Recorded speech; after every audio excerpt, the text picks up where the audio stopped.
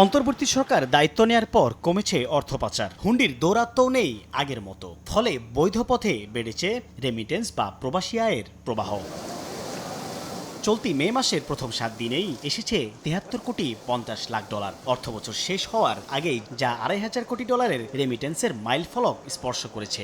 গেল অর্থবছরের একই সময়ের তুলনায় যা 28 ভাগ বেশি। রেমিটেন্সের এমন ইতিবাচক প্রবাহে সন্তুষ্ট কেন্দ্রীয় ব্যাংক। 7-8 সপ্তাহ বাকি আছে অর্থবছর শেষ হতে। ইতিমধ্যে আমরা সেই রেকর্ড অতিক্রম করে গিয়েছি।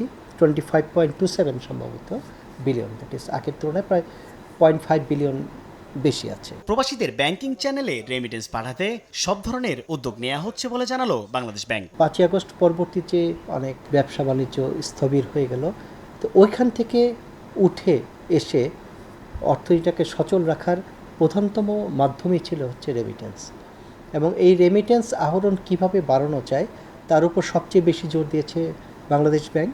বাংলাদেশ ব্যাংক ধারণা করছে চলতি অর্থবছর শেষে রেমিটেন্স বা প্রবাসী আয় 3000 কোটি ডলারের কাছাকাছি যেতে পারে। সাইফুল ইসলাম, সময় সংবাদ, ঢাকা।